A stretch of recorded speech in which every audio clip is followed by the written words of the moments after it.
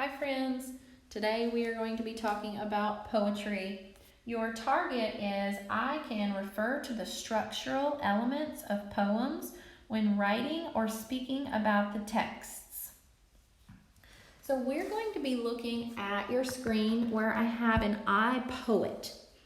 You all are familiar with iPads and iPhones. So this iPoet is going to teach us the structural elements or parts of poetry. So poems look very different than prose. Now, you're probably saying, what in the world is prose? Prose is ordinary writing with sentences and paragraphs, but poems use different elements, and that's what we're going to talk about today. So the first element that I want to talk to you about is what we call a verse. A verse is a line of a poem. Next we have a stanza. A stanza is a group of lines together, and it's like a paragraph. Next we have rhythm. You've talked about rhythm before in music class. You know that a rhythm has a beat. We can actually clap out the beat of a poem, just like a song. We have meter. It's just a pattern of stressed and unstressed syllables. And then we have a line break. That's where one line ends and the new texts begin. And then lastly, we have rhyme in poems. Now, not all poems have rhymes, but some do, and they have the same ending sound, and the rhyme is normally found at the very end of a line. So let's look at a poem today, and let's talk about these elements together. So I have the poem here, Autumn, and I'll read it first, and then we will talk about the structural elements. As summer draws its final breath to prepare its curtain call, the monarchs begin their epic trek to usher in the fall. The northern wind breathes out its chill as songs begin to hush and paints the trees upon the hill with its artist's brush. From green to red, orange, and brown, the trees discard their masks and lay them gently upon the ground for us to begin our tasks. Autumn makes way for winter's rain. We bid farewell, old friend, till summer's warmth begins to wane and fall returns again. Now, the first thing that we're going to talk about, let's do the verse or line. So this is line 1 of your poem. So I'm going to label this. This is line 1. This would be line 2. Line 3, line 4, line 5, and so on.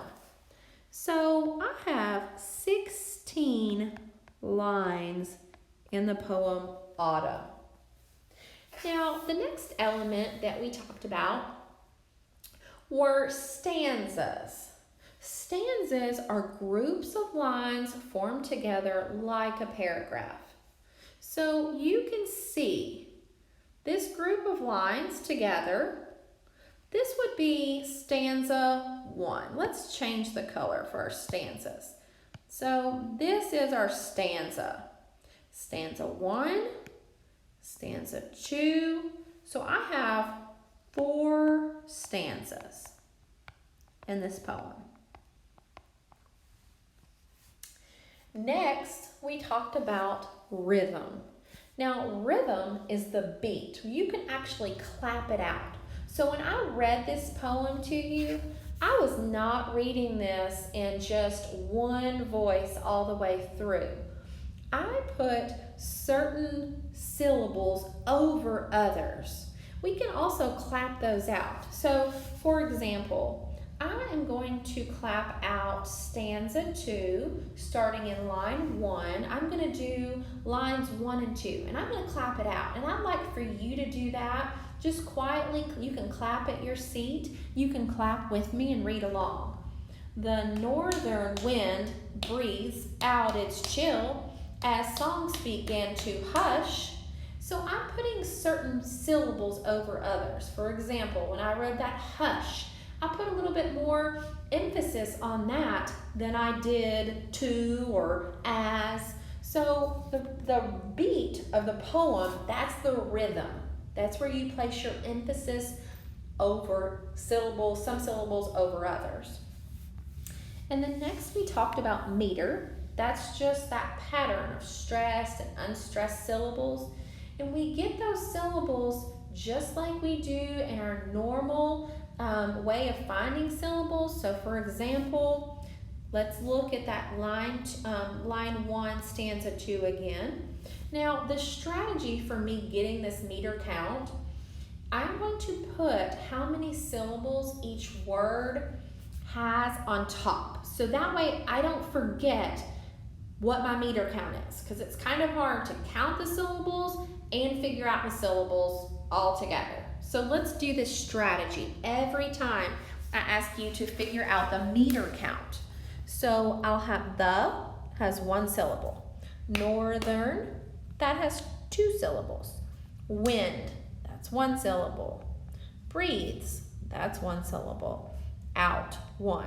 It's 1 syllable. And chill has 1 syllable. So let's count those up. 1, 2, 3, 4, 5, 6, 7, 8. So the meter count of this line is 8. And then we're also going to be talking about, we talked about line break. Everywhere the line stops, this is a line break. We also have this space in between. This space right here. This is called white space. And this just shows you where a new stanza begins.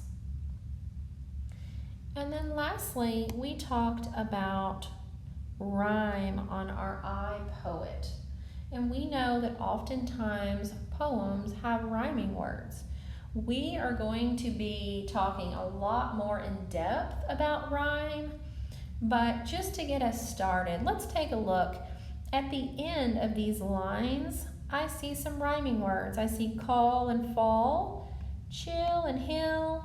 So most of the time when we look at rhyming words, they're going to be at the very end, and we'll talk more about the pattern of those. I look forward to learning with you.